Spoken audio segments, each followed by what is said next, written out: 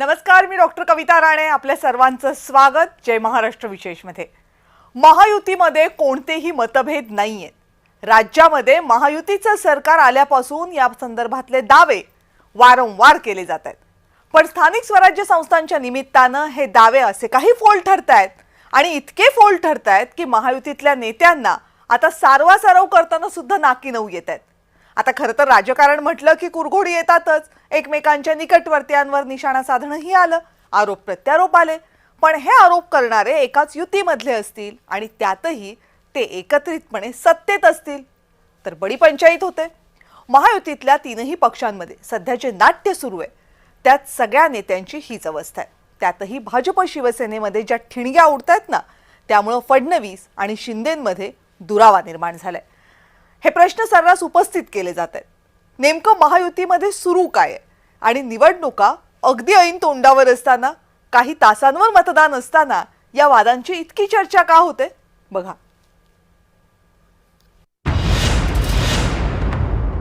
महायुती टिकणार की नाही?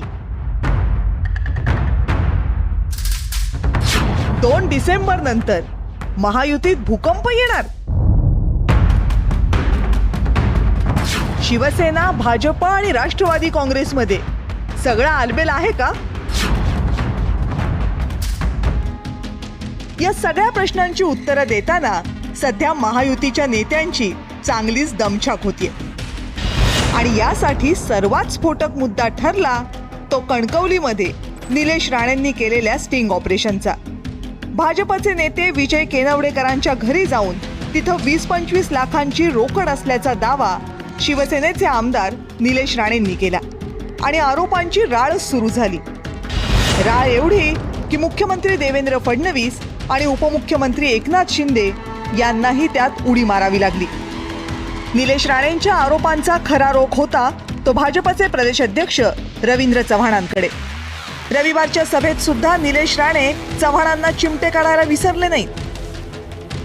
या शहरामध्ये, या मतदारसंघामध्ये निलेश, मी तुलाच तिकीट देणार सांगणारा महाराष्ट्रामध्ये एकमेव माणूस आणि ते म्हणजे शिंदे साहेब. अनेक लोकांनी सांगितलं तुला तिकीट देतो, तू काळजी करू नको. आणि नंतर नजर चुकवायला लागले, नंतर गाड्या बदलायला लागले. निलेश, मी अमुक अमुक ठिकाणी आहे, मी मुंबईच्या बाहेर आहे. टर्न मारला नरिमन पॉइंटला तर समोरच भेटले. गेल्या काही दिवसात फडणवीस आणि शिंदेंमधले मतभेद वाढलेले स्पष्ट दिसत आहेत. संभाजीनगरमध्ये तर दोघे नेते प्रचारासाठी एकाच हॉटेलमध्ये मुक्कामी होते, पण तरीही दोघे एकमेकांना भेटलेही नाहीत.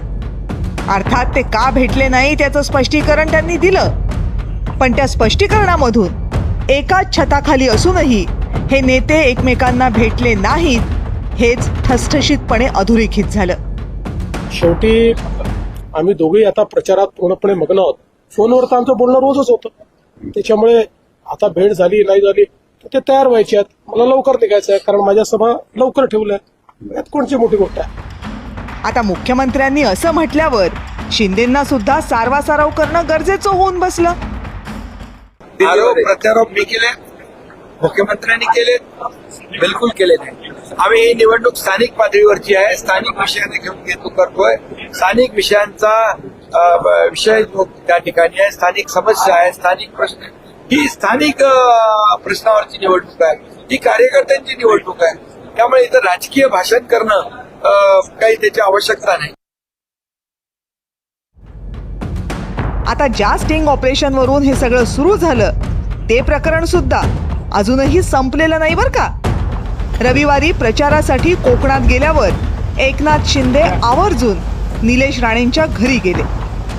तिथं त्यांच्या स्वागतासाठी दस्तूर खुद्द नारायण राणे उभे होते.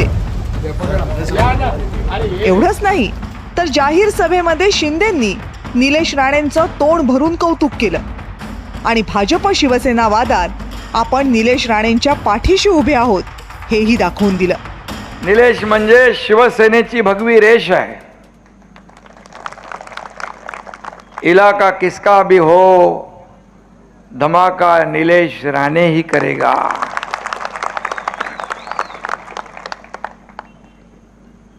शिवसेनेचे खणखणीत नाणं म्हणजे निलेश राणे. शिवसेनेचं खणखणीत नाणे म्हणजे निलेश राणे हेही मी या ठिकाणी सांगतो. आता एवढं कौतुक ऐकल्यावर निलेश राणेंना परतफेड करणं तर भाग होतं. मग त्यांनी तर थेट शिंदेंचा पीए होण्याची सुद्धा तयारी दाखवली. कुठे काही असू दे, निलेश राणे शेवटच्या श्वासापर्यंत सन्मान्य एकनाथ शिंदे साहेबांबरोबरच राहणार. उद्या काही जरी नाही मिळालं, कुठेही नाही, जरी कुठे काय मी गेलो, घरात जरी बसलो, मी तर पत्रकारांना पण सांगितलं की साहेब जर कुठे पीए कमी पडत असेल ना तर मी साहेबांचा पीए बनायलाही तयार आहे. लक्षात ठेवा, त्याच्यात कमीपणा नाही. अहो, मला परत प्रवाहामध्ये आणलं नाही, मला जिवंत केलं. मुख्यमंत्री देवेंद्र फडणवीस यांनी मात्र या सगळ्या प्रकरणावर संयत प्रतिक्रिया दिली. निलेश राणेंवर थेट टीका करणं मुख्यमंत्र्यांनी प्रकर्षानं टाळलं. मी सगळ्यांच्याच पाठीशी आहे. जो चांगला वागेल त्याच्या पाठीशी मी आहे. कोणी चुकला तर त्याला मी सांगेन. माझ्या पक्षाचा असला तरी मी चुकीच्या मागे उभे राहत नाही. जे काही योग्य असेल त्याच्या मागे मी उभा राहतो. त्यामुळे मी निश्चितपणे एवढं सांगतो की खरं तर जी काही परिस्थिती पाहायला मिळते ती काही चांगली नाही आहे. म्हणजे असं राणे विरुद्ध राणे वगैरे असं होणं काही योग्य नाही आहे. निश्चितपणे या निवडणुकीनंतर या संदर्भात एक मला असं वाटतं की आत्मचिंतन आम्हाला सर्वांना केलं पाहिजे. ये तो सिर्फ ट्रेलर है असंच म्हणायला हवं. कारण नगर परिषद आणि नगरपालिकांच्या निवडणुकीत जर महायुतीतलं अंतर्गत राजकारण इतकं तापणार असेल तर मग मुंबई महानगरपालिका निवडणुकांच्या वेळी काय होईल याची आपण फक्त कल्पनाच करावी. कारण युती असो वा आघाडी, राजकीय अपरिहार्यतेतून केलेली ती एक तडजोडच असते. ते काही मैत्रीपूर्ण नातं अजिबात नसतं. त्यामुळं सर्व स्थानिक स्वराज्य संस्थांच्या निवडणुका जेव्हा संपतील तेव्हा महायुतीची परिस्थिती कशी असेल त्यावरूनच महाराष्ट्राच्या राजकारणातली पुढची समीकरणं ठरतील. ब्युरो रिपोर्ट, जय महाराष्ट्र.